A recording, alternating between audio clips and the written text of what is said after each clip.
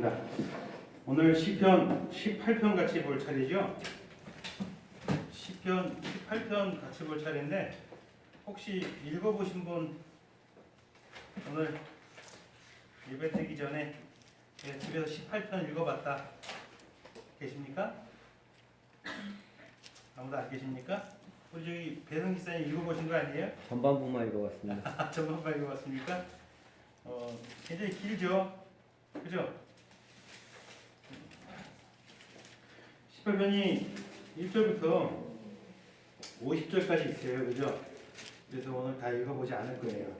읽어보지 않고 한 절 한 절 다 살펴보기에는 너무 이게 길기 때문에 우리가 전체적으로 중요한 것만 같이 짚어보면서 그렇게 한번 18편을 보도록 하겠습니다. 18편의 내용은 아주 단순합니다. 길지만 단순해요. 다윗이 사울 왕에게 쫓기는 생활을 오래 하죠. 그리고 사울이 죽고 다윗이 왕이 되죠. 그리고 모든 위협으로부터 이제 좀 안전하게 되는 그 때에 하나님께 모든 영광을 돌리는 그런 찬양을 하는 시가 18편입니다. 여러분들 가지고 있는 성경 위에 보면 18편 위에 설명이 좀 있지 않나요? 있죠? 네. 어떤 성경이든 간에 설명은 다 있더라고요. 18편이 설명은 다 있더라고요. 다 똑같이 그렇게 돼 있을 거예요. 그렇죠? 사울의 손에서 건짐을 받은 후에 하나님께 아뢰어 이르는 그런 찬양이다 이렇게 돼 있을 거예요. 전체적인 내용은 간단하죠. 하나님을 송축하면서 나에겐 하나님뿐이라고 고백을 하면서 내가 하나님께 부르실 때에 하나님께서 내 원수들을 다 나에게서 물리쳐 주셨다라는 거예요. 하나님께서 저 사악한 무리 애들에게 하나님의 진노를 나타내 주셔서 그들을 물리쳐 주시고, 그리고 내가 그런 가운데 내가 하나님께 항상 올곧은 마음으로 하나님을 섬기고 사랑했다, 그것을 고백하면서 그렇기 때문에 하나님께서 언제나 나에게 능력을 주시고 나에게 힘을 주시고 앞으로도 그럴 것이고 그런 하나님께 영광을 돌리는 그런 찬양입니다. 그런 찬양인데 우리가 전체적으로 이렇게 살펴본다기보다는 그 구도를 우리가 기억을 한 다음에 이제 중심되는 것들을 한번 살펴보도록 하겠습니다. 다윗은 여러분 제가 늘 얘기하는 것처럼 다윗의 위에 오르실 예수 그리스도의 예표가 되는 인물 가운데 가장 두드러지는 인물입니다. 그렇죠? 하나님께서는 구약 성경을 통해서 구약의 성도들을 통해서 예수 그리스도의 예표가 되는 인물들을 많이 보여주셨어요. 그러니까 예수 그리스도께서 어느 날 이 땅에 갑자기 뿅 온 게 아니고 하나님께서는 그리스도에 대해서 계속 미리 보여주셨단 말입니다. 여러분들 구약 성경에서 예수 그리스도에 대해서 보여줬던 뭐 사건이나 아니면 이야기나 아니면 어떤 인물이나 어떤 그런 것들 기억나는 거 혹시 있으십니까? 대표적으로 뭐가 기억나시죠? 6월절이 어느 때 6월절 지켰어요? 출애굽할 때, 그죠?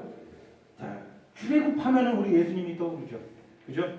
출애굽의 전체 우리가 이야기를 너무 잘 알아요. 우리에게 가장 익숙한 이야기이기 때문에 출애굽을 통해서 하나님께서 예수 그리스도를 보여줬다는 걸 너무 잘 알고 있어요. 그렇죠? 애굽에게 하나님께서 10가지 재앙을 내리실 때도 우리가 기억을 하고 있고, 그 재앙을 내리시고 마지막 때 장자의 죽음에서 어린 양의 피로써 이스라엘이 구원을 받아가지고, 그래서 그 어둠의 땅 애굽에서 그들이 나오게 되는 거죠. 마지막에 홍해를 건너가지고, 그렇죠? 광야로 나아가지고 결국은 광야 생활 끝에 하나님께서 약속하신 땅에 그들이 들어가는 역사, 이 모든 것들이 예수 그리스도를 보여주고 있다는 것이죠. 너무 잘 알고 있습니다. 어떤 인물들이 예수님을 보여줄 때가 있어요. 그렇죠? 여러분, 엘리야가 사람을 살리죠. 정확히 엘리야가 했던 것은 누구를 보여준 거예요? 엘리야를 통해서 예수님을 보여준 거 아닙니까? 그렇죠. 어떤 인물들이 본 것, 어떤 인물들이 환상을 본 것, 어떤 인물들이 들은 것, 아니면 하나님께서 율법과 규례들을 주실 때 이 율법이 가리킨 게 예수 그리스도였고 이 규례들이 가리킨 게 예수 그리스도고, 어떤 사람이 본 환상이 예수 그리스도를 가리키는 것이고, 어떤 사람이 삶에서 체험한 그 삶의 경험들이 예수 그리스도를 가리키는 것이고, 때로는 어떤 사람, 이 사람 자체가 예수 그리스도를 가리키는 경우도 되게 많았죠. 에스겔이 환상을 봅니다. 힘이 많은 뼈 무더기를 보게 되죠. 근데 그 뼈가 갑자기 막 살이 그 막 힘이 큰 군대가 일어나가지고 아주 힘 있는 군대로 확 일어나는 것을 봐요. 그 뭘 본 거예요, 여러분? 뭘 본 거예요? 저 뼈들은 뭘 보여주는 거예요? 죽어 있다라는 거예요. 모든 사람이 죽어 있다라는 거예요. 그런데 거기에 생기가 들어가고 힘있는 아주 힘 있는 강성한 군대로 살아나는 걸 본다라는 거예요. 그럼 무슨 소리예요? 장차 예수 그리스도를 통해서 죽어있던 사람들이 이렇게 힘이 큰 군대 같은 힘 있는 능력 있는 모습으로 살아날 거라는 것을 보여주더라는 것이죠. 그렇죠. 이사야가 부름받을 때 이사야 6장을 보면은 우시야 왕이 죽던 해에 주께서 높은 보좌에 앉으셨는데 그 옷자락이 어디에 가득하더라? 성전에 가득하더라. 천사들이 그 주위를 둘러싸가지고 그 하나님의 영광 앞에 압도당해가지고 그 얼굴을 가지고 자기 발을 가리고 하나님을 찬양하는 거예요. 뭐라고 찬양합니까? 거룩하다, 거룩하다, 거룩하다. 만군의 여호와 하나님. 그래서 찬양을 하는 거예요. 자, 이 환상을 이사야가 봤는데 이 환상은 뭘 의미하는 거예요? 하나님의 옷자락은 뭘 가리키는 것이요? 영광을 가리켜. 하나님의 무한한 영광. 그죠? 그 영광이 어디 가득한 것을 봤어요? 성전이 가득한 것을 봤어요. 이사야는 뭘 본 거예요? 장차 예수 그리스도를 통해서 하나님께서 영원히 거하실 성전 교회를 세우실 것인데 그 교회에 뭐가 가득하다는 거예요? 거룩하신 하나님의 영광이 가득할 거라는 것을 미리 본 거예요. 있을 수가 없는 일이었죠. 구약시대에는. 구약시대에는 상상도 할 수 없는 일이었죠. 하나님 앞에 나아가는 것도 불가능했던 시대 아닙니까? 그렇게 보여줬다는데 그런 사람들 가운데 가장 두드러진 인물이 누구다? 다윗이라는 거죠. 다윗 소년 시절부터 다윗이 보여줬던 행동, 그가 겪은 모든 일들이 계속해서 누굴 보여줘요? 예수님을 보여줬어요. 소년 시절에 다윗이 했던 일 가운데 가장 우리가 기억나는 일이 뭐예요? 저 블레셋 장수 골리앗과 싸운 일이 기억납니다. 그죠? 골리앗 거의 막 모든 이스라엘 군대가 벌벌벌 떨고 있을 때 그 소년이 돌팔매 가지고 나가서 돌멩이랑 물맷돌 가지고 나가가지고 뭐 합니까? 그냥 돌멩이로 그냥 물맷돌 쳐가지고 머리만 쳐서 죽이지 않습니까? 죽이고 끝입니까? 아니에요. 막 가가지고 그 거인 골리앗을 딱 발로 밟고 그 칼을 빼가지고 다 모가지를 잘라버리는 거죠. 머리를 삼게 하는 거예요. 소년 시절에 그거 했어요. 뭘 보여주는 거예요? 예수님께서 저 마귀를 밟아 이기시고 그 머리를 상하게 하셔가지고 우리를 구원하시고 예수님 사역을 미리 보여준 거죠. 오늘도 다윗의 입술을 통해서 하나님께서는 다윗의 입술을 통해서 찬양을 하게 하는데 이게 사실 다윗의 입술을 통해서 사실 누가 말씀하시는 거예요? 예수님께서 말씀하실 것들, 예수님께서 이루실 것들에 대해서 미리 다 보여주고 계신 거예요. 그런 측면에서 오늘 두드러지는 그런 18편이 되겠습니다. 오늘 본문 18편은 분명히 다윗의 입술을 통해서 지금 고백하는 것이지만 찬양이지만 실상은 우리 주님 되시는 예수 그리스도의 고백이 되는 것이며 더 중요한 것은 나아가서 그리스도 안에 있는 누구의 고백이 되는 것이다? 우리들의 고백이 되는 거예요. 그러니까 하나님께서는 이 시편 18편을 기록해 하심으로 장차 내가 택한 영원한 나의 자녀들이 교회로 세워질 것인데 그들이 이와 같이 고백하게 될 것이라는 것을 미리 보여주신 거예요. 그러니까 저와 여러분들이 고백할 것들에 대해서 하나님께서 미리 보여주신 거예요. 영광스럽죠. 그렇죠. 20절, 22절, 18편 20절, 22절, 20절에서 22절 한번 볼까요? 20절에서 22절 같이 한번 볼게요. 같이 한번 읽어볼게요. 시작. 여호와께서 내 의를 따라 상 주시며 내 손을 깨끗하게 함을 따라 내게 갚으셨으니 이는 내가 여호와의 도를 지키고 악하게 내 하나님을 떠나지 아니하였으며 그의 모든 규례가 내 앞에 있고 내게서 그의 율례를 버리지 아니하였습니다. 자, 무슨 말이에요? 내가 의롭다라는 거예요. 이거 지금 다윗에게 해당되는 말인가요? 예? 보세요. 내 의를 따라 내게 상을 주시고 내 깨끗함을 따라 내게 갚아주셨다. 이거 지금 다윗에게 해당되는 말이에요? 아니에요? 다윗에게 해당될 수 없는 말 아닙니까? 그렇죠? 이거 누가 말하는 거예요, 사실은? 우리 주님의 말씀입니다. 우리 주님께서 지금 말씀하고 계신 거예요. 우리 주님께서 지금 고백하시는 것이고, 우리가 주님 안에서 주님의 의를 힘입어 고백할 수 있게 되는 거예요. 그래서 부활하신 주님께서는 누가복음 24장 44절 보면 제자들에게 뭐라고 말씀하시냐면, 내가 너희와 함께 있을 때에 너희에게 말한 바 곧 모세의 율법과 선지자의 글과 시편에 나를 가리켜 기록된 모든 것들이 이루어져야 한 말이 이것이다. 이렇게 말씀하십니다. 시편에서 말씀했던 이 내용들, 다윗의 찬양들이 누구를 가리켜 했단 말이라는 거야? 예수 그리스도에 대해서 가리켜서 했단 말이라는 것이죠. 그러니까 시편은 철저하게 예수 그리스도를 보여주고 있는 책이다. 특히 오늘 18편은 두드러지게 더욱더 그렇다. 우리가 이렇게 봐야 되겠죠. 비록 다윗의 기록이지만 명백히 우리 주님에 대한 기록이고, 이 기록된 대로 우리 주님께서 실제로 다 이루십니다. 예를 들어서 5절도 한번 볼까요? 18편 5절 한번 같이 읽어볼게요. 시작. 수월의 줄이 나를 두르고 사망의 올무가 내게 이르렀도다. 사망이 우리 주님을 삼킵니다. 그때 7절에 보면 7절에 뭐라고 되어 있습니까? 7절에 같이 한번 읽어볼게요. 시작. 이에 땅이 진동하고 산들의 터도 요동하였으니 그의 진노로 말미암입니다. 마태복음 28장 50절에서 51절 보면은 예수께서 다시 소리 크게 들으시고 그 영혼이 떠나시니라. 이에 성소 휘장 위로부터 아래까지 찢어지고 땅이 진동하며 바위가 어떻게 됐다? 바위가 터졌다 그래요. 그죠? 자, 오늘 본문 보세요. 5절에 사망의 울부가 내게 이르렀다. 그때 어떤 일이 나니까 7절에 보면은 땅이 치더라고 산들의 터가 이동했다. 실제로 예수님께서 십자가에서 숨을 거두실 때 어떤 일이 일어나죠? 땅이 진동하고 바위가 터지는 일이 일어난단 말입니다. 그렇죠? 정확히 누구 얘기하는 거예요 지금?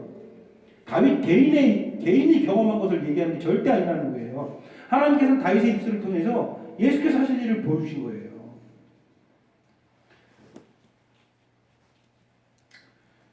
10절에 보면은 10절 한번 볼까요? 오늘 10절에 보면은 그룹은 뭐죠? 천사를 말하는 겁니다. 하나님께서 그룹을 타고 다니시며 바람 날개를 타고 높이 솟아오르셨다. 이렇게 지금 다윗이 고백을 합니다.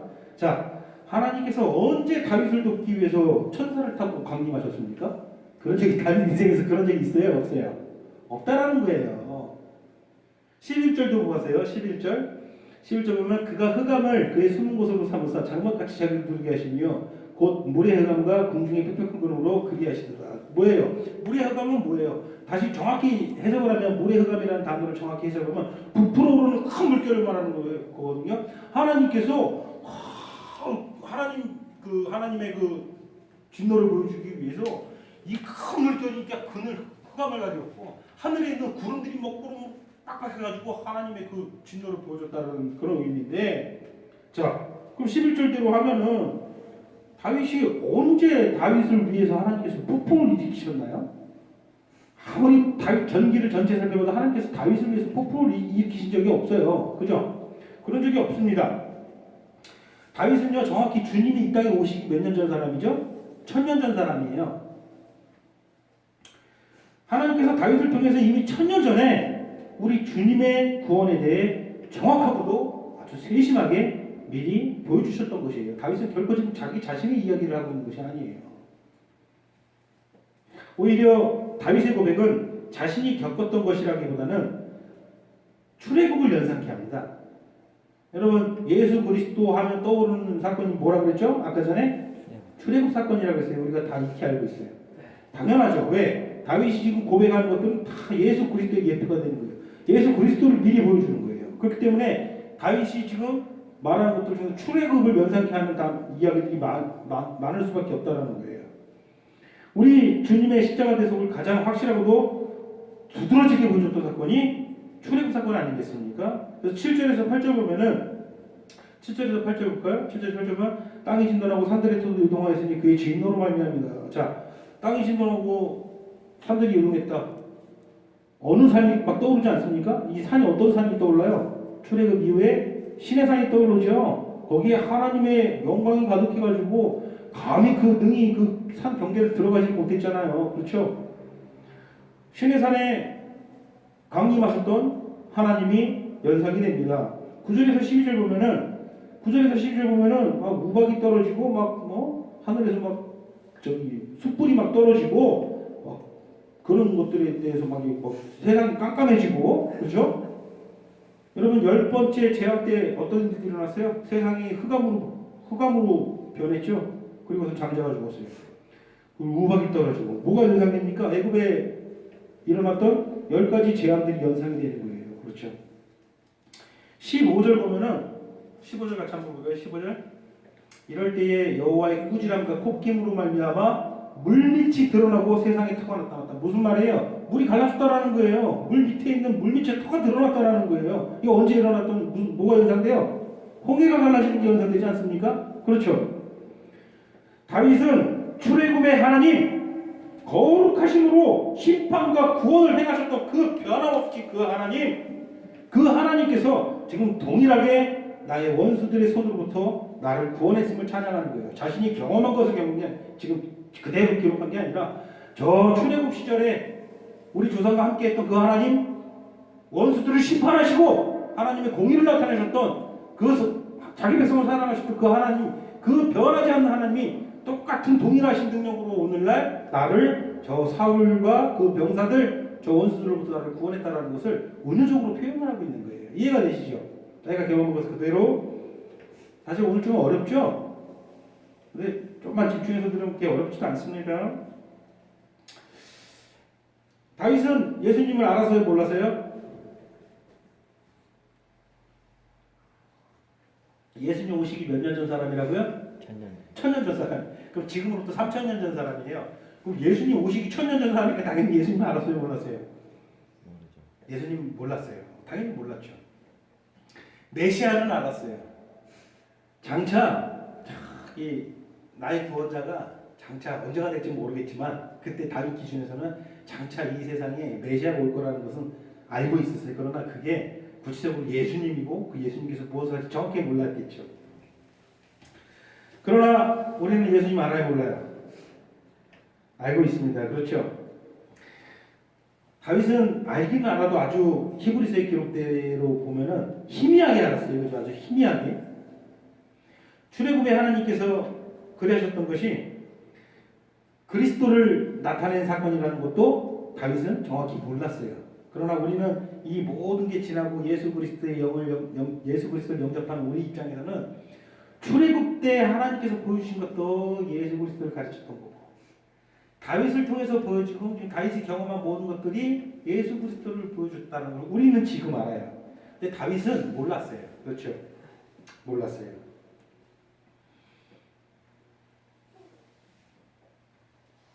그러나 우리는 알고 있다는 거예요. 이 모든 것들이 그리스도를 나타내는 것이라는 것을 우리는 잘 알고 있습니다. 하나님께서 이 모든 역사를 통해서 그리스도를 계속해서 보여주시는 이유도 우리로 그리스도 안에서 영생을 얻게 하기 위한 하나님의 역사였다는 것을 우리는 너무나도 잘 알고 있어요. 그렇죠? 다시 한번 정리합시다. 다윗의 개인적인 고백들은 우리 주님에 대한 고백이에요. 그리고 우리 주님께서 하신 고백이 됩니다. 이제 우리가 주님 안에서 누리는 것들이에요. 자, 이해가 되세요? 자, 다윗이 지금 시편 18편에서 고백하는 것들은 우리가 주님 안에서 미리 다 보여주셨고 그리고 우리가 주님 안에서 고백할 수 있는 것들을 미리 다 보여주신 거예요. 그럼 다윗이 시편 18편에서 참 놀라운 고백들을 계속 하잖아요. 그렇죠? 20절도 아까 전에 보면은 여호와께서 내 의를 따라 상을 주셨다. 자, 여러분들의 의를 따라 상을 주십니까? 하나님께서? 만약에 자, 우리 좀만 집중해 봅시다. 다윗의 의를 따라가지고 하나님께서 상을 주셨으면 다윗이 상 받았습니까? 예? 못 받죠. 다윗이 무슨 의가 있어요? 그 다윗이 하는 행동들 중에서 얼마나 끔찍한 일들이 많이 있습니까? 그죠? 그 다윗이 지금 이렇게 뭘 믿고 이렇게 자랑스럽게 고백을 해요? 여호와께서 내 의를 따라 상 주었다. 다윗의 개인적인 고백이라고 우리가 고하면 안 된다라는 거예요. 다윗의 입술을 통해서 장차 그리스도 안에서 우리가 고백할 것들을 보여준 거예요. 자, 그렇다면 저는 여러분들에게 물어보겠습니다. 하나님께서는 여러분들의 의를 따라 여러분들에게 상을 주십니까? 아니에요. 여러분 이거 착각해서는 안 돼요. 하나님은 변하시는 하나님이 아니에요. 변하시는 하나님이 아니에요. 여전히 지금도 여러분들의 의를 따라 여러분들에게 상을 줘요. 그죠? 그럼 여러분들 하나님께 구원이라는 상을 받을 수 있을 만큼 의롭습니까? 의롭다라는 거예요. 하나님께서 분명히 여러분들이 가지고 있는 의를 따라 상을 주시는데 여러분들이 가지고 있는 의가 무엇이에요? 예수 그리스도라는 거예요. 로마서 말씀처럼 복음에는 하나님의 의가 나타나서 이렇게 얘기하잖아요. 하나님의 의, 예수 그리스도가 여러분들 안에 있는 거예요. 하나님께서 여러분들 안에 있는 예수 그리스도의 의를 발견하는 거죠. 그 의를 따라 여러분들을 대우하시는 거예요. 이해가 되세요? 그러니까 얼마나 여러분들을 극진히 아끼셔서 사랑하십니까? 여러분들 안에서 누구를 발견하기 때문에? 예수 그리스도의 의를 발견하기 때문에. 다윗은 할 수 없는 고백이지만 다윗의 입술을 통해서 우리의 고백을 미리 보여주신 것이 얼마나 영광스러운 일이에요. 그렇죠? 다윗은 어려움을 당할 때에 3절에도 그렇고 6절에도 그렇고 계속해서 다윗이 했던 것은 뭐예요? 3절 보면 내가 찬송받으실 여호와께 아뢰리니, 6절 보면은 내가 환난 중에서 여호와께 어떻게 했다? 아뢰며, 6절 후반부에 나의 부르짖음이 하나님의 귀에 들렸다. 계속 다윗은 무엇을 합니까? 어려움을 당할 때 계속해서 하나님께 아뢰입니다. 부르짖습니다. 우리 주님이 그랬죠. 계속해서 하나님께 기도하셨어요. 마지막 순간까지도 하나님께 부르짖으셨어요. 그렇죠? 정확히 우리 주님을 보여주고 있는 거예요. 늘 하나님께 아뢰고 마지막 순간까지도 하나님을 향해서 부르짖었던 게 우리 주님이에요. 하나님께 아뢰 자격이 여러분들에게 있어요? 없어요? 여러분들 하나님께 아뢰 자격이 있습니까? 없습니까? 있어요. 이거는 팩트예요. 이거 참 우리가 잊지 말아야 돼요. 우리는 하나님께 아뢰 자격이 없어요. 하나님께 기도할 자격도 없고요. 하나님께 부르짖을 자격도 전혀 없는 존재들이에요. 우리도. 저 세상 사람들과 똑같았어요. 하나님께 나아갈 수 없는 우리가 이제 주 예수 그리스도의 이름으로 언제든지 하나님께 아뢰 수 있게 되었죠. 맞습니까? 그래서 우리도 이제 3절, 6절의 고백이 드디어 가능하게 된 거예요. 3절 같이 한번 읽을게요. 시작. 내가 찬송받으실 여호와께 아뢰리니 내 원수들에게서 구원을 얻으리로다. 6절도 같이 한번 읽을게요. 시작. 내가 환난 중에서 여호와께 아뢰며 나의 하나님께 부르짖었더니 그가 그의 성전에서 내 소리를 들으시며 그의 앞에서 나의 부르짖음이 그의 귀에 들렸도다. 이게 우리 안에서 가능하게 된 거예요. 이게 얼마나 놀라운 일입니까? 내가 하나님께 부르짖을 때 하나님의 성전에서 하나님께서 그것을 귀로 다 들으신다라는 거예요. 다윗의 입술을 통해서 우리가 누릴 것들을 하나님께서 미리 보여주셨다라는 것이죠. 이거 얼마나 큰 특권이에요. 자, 그리스도인 우리, 교회인 우리에게는 바로 이 특권이 주어졌습니다. 여러분 누리시나요? 누리시나요? 이게 참 문제인 거죠. 뿐만 아니라 하나님께서는 주 예수 그리스도를 통해서 이 다윗의 노래 전체가 바로 우리의 노래가 되게 하신, 이게 하나님께서 시편을 기록하신 목적이에요. 참 놀랍죠. 참으로 하나님께서 택하신 자녀들이 언젠가는, 아직 이거는 우리의 시간으로 보면 1000년 전, 3000년 전의 일이잖아요. 언젠가 때가 되면 하나님께서 그들을 택하신 것들을 다 부르실 것인데 그들이 이와 같이 노래할 거라는 것을, 그들의 노래를, 우리의 노래를 미리 보여주신 거예요. 다윗의 노래가 아니라 우리의 노래라는 거예요. 하나님께서 이 노래를 우리의 노래로 미리 예비해 주신 거예요. 다윗의 입술을 통해서. 맞습니까? 그래서 18편 집에서 읽어보세요. 이게 내 노래인데 과연 나는 이와 같은가.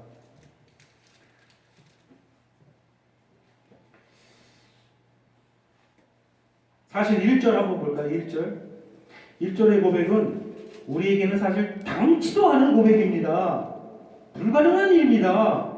그러나 이것을 가능케 하신다는 하나님의 약속을 하나님께서 이미 미리 3000년 전에 이것을 미리 보여줬다는 게 다윗의 입술을 통해서 그것을 지금 우리가 누린다라는 거예요. 한 개도 빠짐없이 그대로 누린다라는 거예요. 1절 한번 읽어볼까요? 시작. 나의 힘이신 여호와여 내가 주를 사랑하나이다. 이 가능한 일인가요? 우리에게? 우리가 하나님을 향해서 하나님이 누군지도 몰라야 될 운명인데 사실은 우리도 하나님을 저주할 수밖에 없고 조롱할 수밖에 없는 운명인데 하나님을 향해서 나의 힘이 되신 여호와여 내가 하나님을 사랑하나이다. 여러분 고백하십니까? 여러분 진심으로 고백하십니까? 같이 한번 고백해 볼까요? 나의 힘이 되신 여호와여 내가 주를 사랑하나이다. 사랑하십니까 하나님? 하나님 사랑한다는 그런 말을 내 마음속에 생각할 때 여러분들 울컥하는 감정이 생깁니까? 이게 어떻게 가능하게 되었습니까? 기적이긴 기적인데 전혀 새로운 임기운 것이 깜짝 놀라면 갑자기 나타나는 기적이 아니라 하나님께서는 이미 3000년 전에 다윗의 입술을 통해서 이 기적을 미리 마련해 주셨다라는 거고 우리가 그걸 누린다라는 거예요. 2절을 보세요. 2절을 보시면은 얼마나 놀라운 고백입니까? 2절 같이 한번 읽을까요? 시작. 여호와는 나의 반석이시요 나의 요새시요 나를 건지시는 이시요 나의 하나님이시요 내가 그 안에 피할 나의 방이시요 나의 방패시요 나의 구원의 뿌리시요 나의 산성이시다. 여러분들 이렇게 고백하십니까?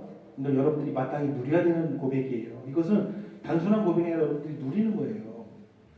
이거는 인간이 결코 누릴 수 없는 것들을 하나님의 놀라운 은혜로 우리가 누리게 해주셨다는 거예요.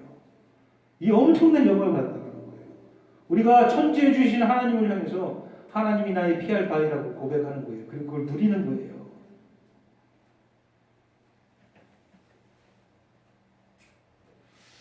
반석과 요새 이것은 뭘 얘기해요? 여기서 반석은 저희 바위 끝에 저 바위 여기서 말하는 반석은 저 바위 공중에 매달려 있는 사람이 결코 이룰 수 없는 그런 바위를 뜻하는 단어거든요. 반석과 요새 다시 말해서 우리의 대적들이 결코 미칠 수 없는 우리의 원수 저 사망이 결코 우리를 끌어당길 수 없는 그것을 얘기하는 거예요. 다시 말해서 가장 안전한 곳에 대한 은유적 표현이에요. 우리가 하나님으로부터 가장 안전하게 보호를 받는다라는 거예요. 산성도 마찬가지고 방패도 마찬가지고 다 똑같은 표현이죠. 그렇죠? 가장 안전한 곳에 대한 표현이에요. 우리가 하나님께로 피할 때 하나님은 우리에게 가장 완벽한 피난처가 되시고 우리의 안전을 보장해 주신다는 거예요. 우리의 가장 큰 원수가 무엇입니까? 죽음이죠.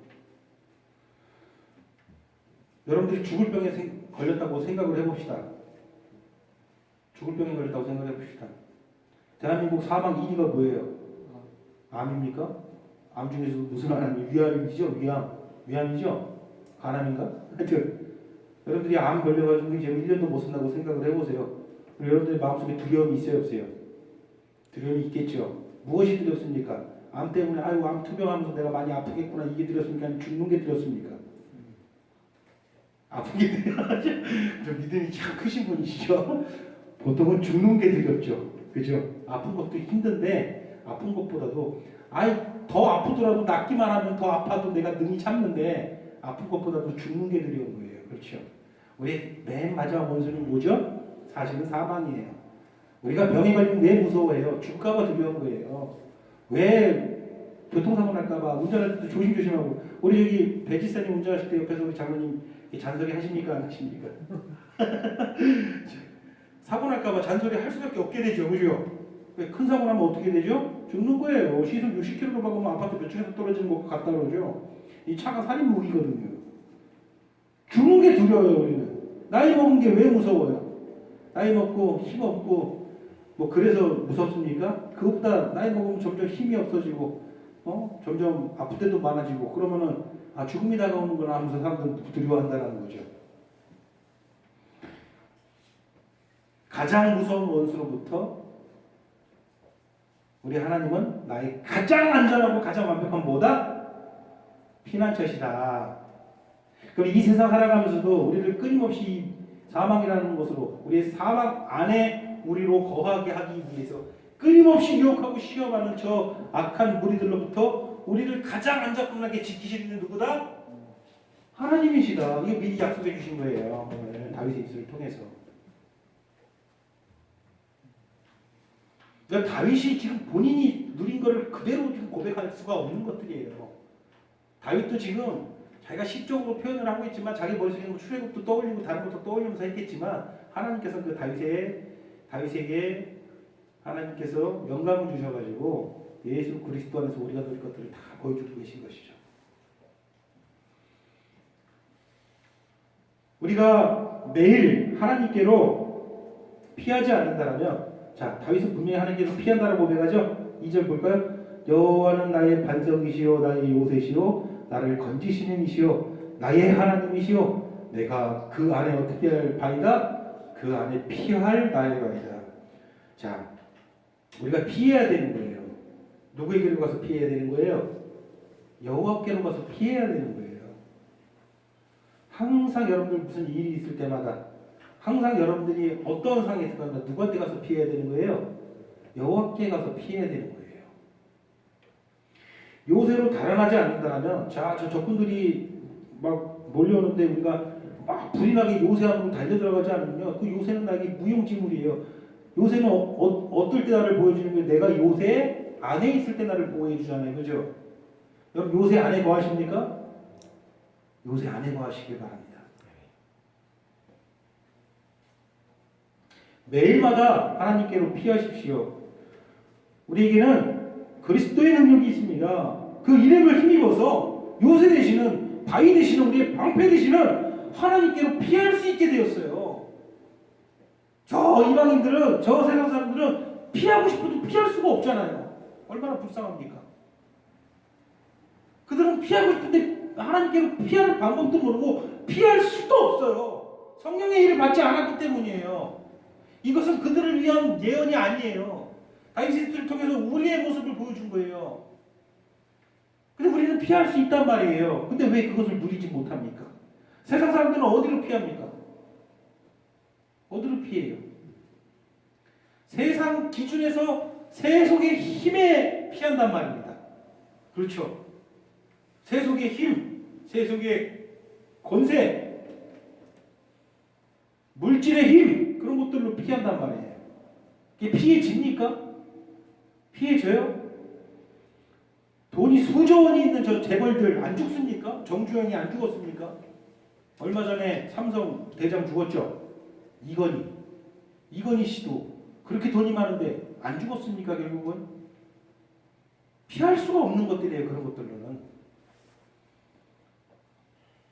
우리가 위인이라고 추앙하는 사람들 결국은 안 죽었습니까? 다 죽죠. 그렇게 하면 저 이런 얘기를 들으면 믿지 않는다는 거예요. 그럼 너희는 안 죽냐? 그럴 거예요. 우리도 죽죠. 육신의 죽음은 맞죠, 당연히. 그건 이미 한번 정해진 것이니까. 그러나 우리의 영혼은 영원한 생명을 이미 받았다라는 거예요. 그죠?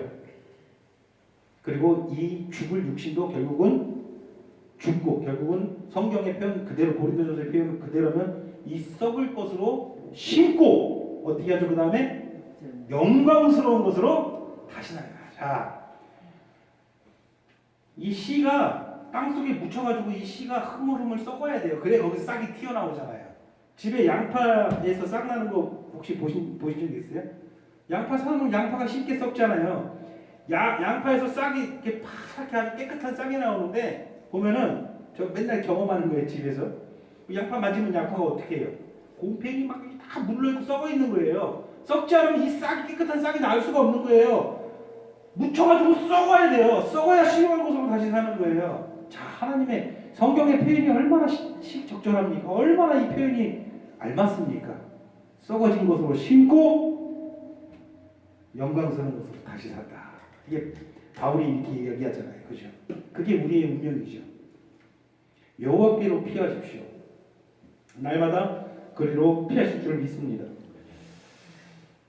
우리가 먼저 번에 봤던 시편 14편 1절에도 그렇게 고백을 하죠. 어리석은 자는 그 마음에 이르기를 하나님이 어떻게 한다? 없다 하도다. 어리석은 자예요. 어떤 자들이 어리석은 자예요? 하나님께 피할 수 있는데 그것을 위해서 이미 수천 년 전에 그 영광을, 그 엄청난 우리가 입술로 표현하기도 사실 황송한 이것들을 미리 보여줘서 지금 우리가 이것을 누리는데 지금 전혀 못 누리고 살아간다는 것은 어리석은 자예요. 그것은 얼마나 어리석은 자입니까? 이 엄청난 영광이 저기 길거리 저런 사람들을 위한 것이 아니라 택하신 하나님의 교회를 위해서 하나님께서 미리 이 영광을 나에게 보여주고 내가 지금 이것을 누리는데 내가 결코 누리지 못한다는 것은 얼마나 어리석은 자입니까? 그렇죠? 그냥 세상살이 조금 하루하루 힘들다고 그냥 거기에 지쳐가지고 거기에 매여가지고 이 영광 다 저기 더러운 시궁창에 지금 버려두고 사시렵니까? 세상살이는 힘들죠, 당연히. 여러분들 세월이 흐르면서 이제 아픈 것들도 더 많아질 것이고 하루하루 버티는 것도 힘들 것이고 그건 세상 사람들도 똑같이 그걸 느끼는 거예요. 그러나 우리 다른 것을 갖고 있잖아요. 우리가 누릴 것도 있잖아요. 우리가 피할 요새가 있잖아요. 그죠? 우리에게는 그리스도의 능력이 있습니다. 그 능력을 힘입어서 나의 피할 바위이신 하나님께로 피할 수가 있는 것입니다. 누릴 수 있음에도 그걸 외면하는 자들은 어리석은 자예요. 14편 1절에서 말하는 것처럼 어리석은 자는 그 마음에 이르기를 하나님이 없다고 뭐가 다릅니까? 누려야 되는데 누릴 수 있음에도 불구하고 그것을 다 없는 것으로 여기고서 하는 것은 하나님이 없다는 것과 뭐가 다른 거예요? 똑같이 어리석은 자라는 것이죠. 디도서 3장 3절을 보면은 우리도 전에는 어리석은 자여 이렇게 기록을 합니다. 지금은 아니라는 소리겠죠. 이것은 우리도 전에는 어떤 자였다? 어리석은 자였다. 우리도 전에는 어리석은 자였지만 지금은 여러분 지금 어리석은 자입니까? 지금은 지혜로운 자예요. 지혜로운 자의 모습을 여러분 그것을 기억하고 살아야 돼요.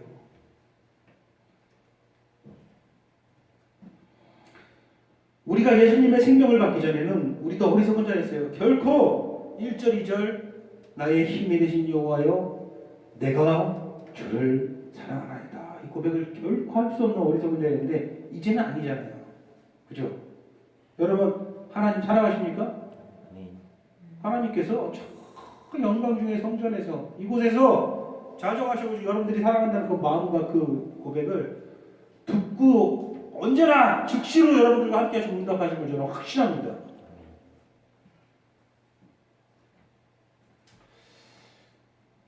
이제 여러분들은 지혜로운 사람들로서 주님 안에서 하나님께로 날마다 피하는 삶을 날마다 누릴 수 있어요. 누리시기를 소원합니다.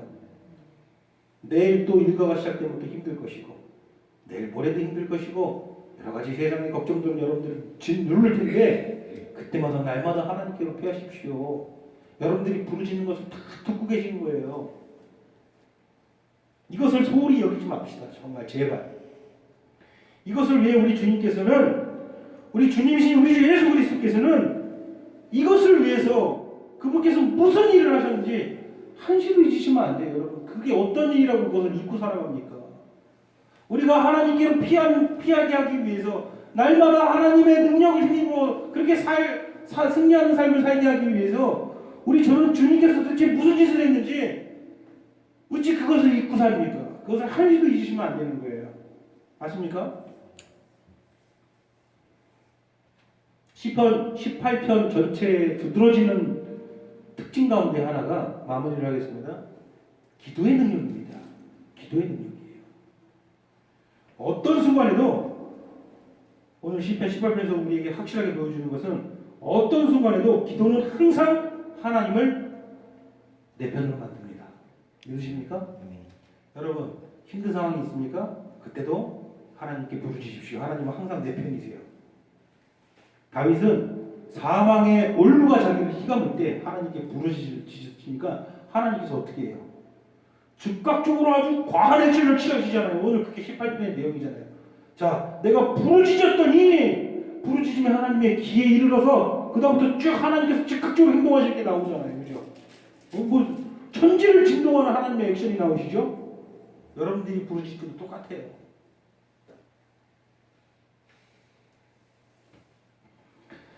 땅이 진동하고 바위가 터질 만큼 하나님께서는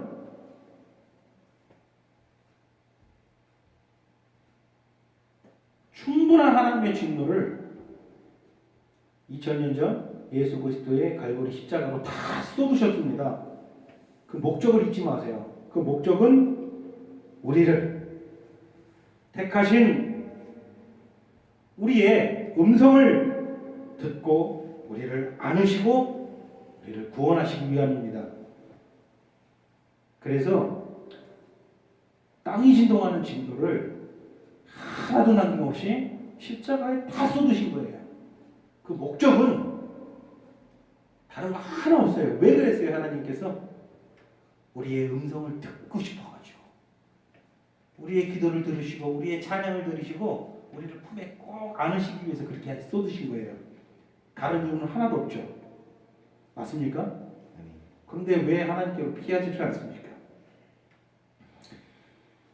기도를 얕보지 마십시오, 여러분. 기도를 얕보지 마세요. 다윗의 부르짖음에 반응하시는 하나님의 모습, 비록 출애굽을 연상시키는 상징과 우유지만 얼마나 강렬하게 반응하십니까? 주 예수 그리스도의 이름으로 구할 때 하나님은 바로 시행하십니다. 항상 우리 편에서 하나님께서는 우리 편을 드시죠. 여러분들이 무슨 일을 당하든 무슨 어려움을 당하든 상대편 편 드시겠습니까? 하나님께서 우리 편 드시는 거예요. 이것을 한시도 잊지 마세요. 여러분들 지금 너무 힘들고 괴로운 일이 있어요. 거기에 지금 막 파묻혀가지고 생각이 파묻히지 마세요. 그때 한 가지 이것을 기억하세요. 하나님이 지금 이 순간에도 누구 편이시다? 내 편이시다. 하나님 여러분 편이십니까? 아멘. 다윗은 그 믿음으로 살아갔던 사람이고 그런 다윗의 입술을 통해서 우리가 한껏 늘 것들 하나님께서 미리 보여주셨다는 것을 다시 한번 감격하고 감사드립니다. 여러분 정확히 몇 절까지 봤는지 경계선이 없죠. 어째 길어가지고. 그래서 보면은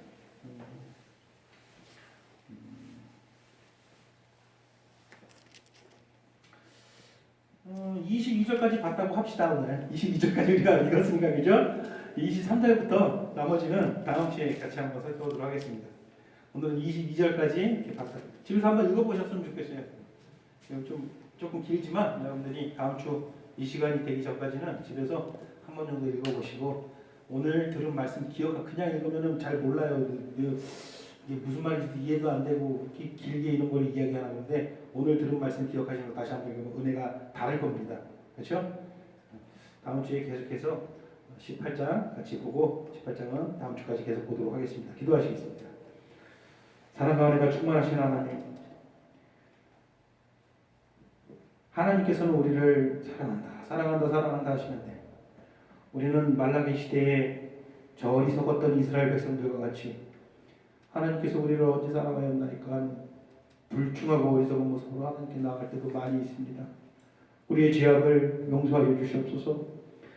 하나님께서 항상 우리를 사랑한다 하실 때 하나님께서 나의 힘이시며 나 또한 하나님을 사랑하나이다 이렇게 고백하는 우리 생명수교의 성도들 될 수 있도록 아버지 지금 이 순간부터 영원까지 함께하여 주시옵소서. 예수님의 이름으로 기도드리옵나이다. 아멘.